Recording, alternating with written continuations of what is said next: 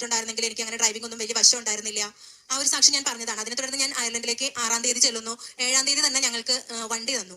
ഞങ്ങൾ home care ആയിരുന്നു ഞങ്ങളുടെ ജോലി. അപ്പൊ വണ്ടി അത്യാവശ്യമായിരുന്നു. അപ്പൊ ഞങ്ങൾക്ക് റെന്റേ കാർ തന്നു.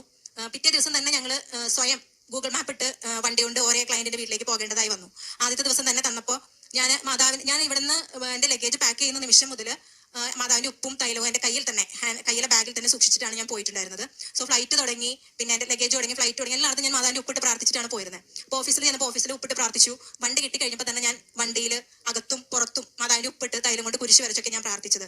നമുക്കറിയാം, നമ്മുടെ നാട്ടിൽ ഞാനൊരു സെക്കൻഡ് ഗിയറിൽ വണ്ടി ഓടിച്ചിരുന്ന ആളാണ്. അത് വളരെ കുറച്ച് നാൾ, ഞാനൊരു 2 ആഴ്ച ഞാനാണ് നാട്ടിൽ വണ്ടി കറക്റ്റായിട്ട് ഓടിച്ചിട്ടുണ്ടാവുള്ളൂ, തനിച്ചൊക്കെ ഓടിച്ചിട്ടുണ്ടാവുള്ളൂ. അത് പള്ളി പോകാൻ ഒരു 5-6 കിലോമീറ്റർ ഒക്കെ.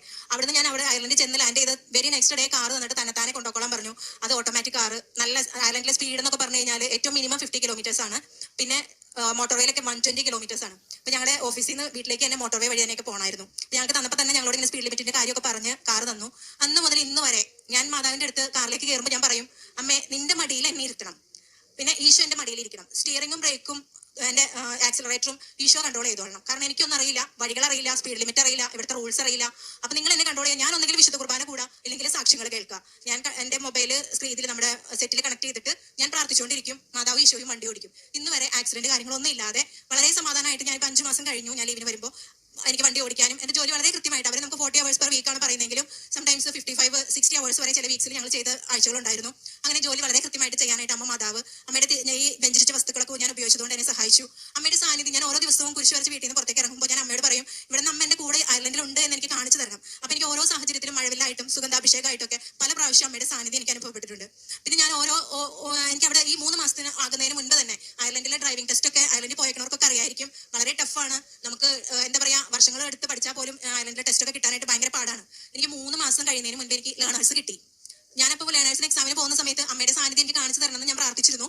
അവിടെ ചെന്നപ്പോൾ അമ്മയുടെ ഈ നമുക്ക് സിൽവർ ഗ്രേ കളറിലെ ഡ്രസ്സ് ഇട്ട ഒരു ലേഡി ആയിരുന്നു അവിടെ ഉണ്ടായിരുന്നത്. ഞാൻ മാതാവിന്റെ ഒരു ചെറിയ കൊന്ത എന്റെ കയ്യിലുണ്ടായിരുന്നു, ഉപ്പന്റെ പോക്കറ്റിലുണ്ടായിരുന്നു. ഞാൻ അവരോട് നേരിട്ട്, അവിടെ നമുക്ക് അകത്തേക്കൊന്നും കയറ്റാൻ പറ്റില്ല, നമ്മളുടെ ഫുള്ള് ചെക്കപ്പ്, ബോഡി ചെക്കപ്പ് ഒക്കെ കഴിഞ്ഞിട്ട് തലയിൽ ക്ലിപ്പ് വരെ വെക്കാൻ പറ്റില്ല. അപ്പൊ എല്ലാം കഴിഞ്ഞിട്ടൊക്കെ കയറ്റുന്നത്. അപ്പൊ ഞാൻ അവരോട് തന്നെ നേരിട്ട് ചോദിച്ചു, ഇത് ഹേൽമേരിയുടെ ഒരു ചെറിയ റോസറിയാണ്, എന്റെ ഫുൾ സ്ട്രെങ്ത് എന്റെ മാതാവാണ്, സോ ഞാൻ ഇതൊന്നും അകത്തേക്ക് കൊണ്ടുപോട്ടെ എന്ന് അവരോട് നേരിട്ട് ചോദിച്ചു.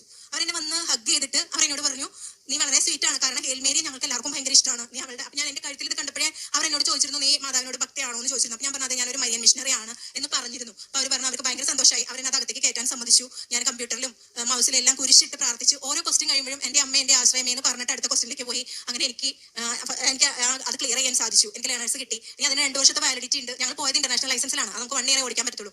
ഇപ്പൊ കിട്ടിയിരിക്കുന്ന ലേണേഴ്സിന് 2 വർഷത്തെ വാലിഡിറ്റി ഉണ്ട്. അതിനുള്ളിൽ നമുക്ക് അടുത്ത ടെസ്റ്റ് എഴുതിയെടുത്താൽ മതി. ഞാൻ ടെസ്റ്റിന്റെ കാര്യങ്ങളെല്ലാം ഫോർവേഡ് ചെയ്തിട്ടാണ് വന്നേക്കുന്നത്. ഇനി ചെന്ന് കഴിഞ്ഞാൽ എനിക്ക്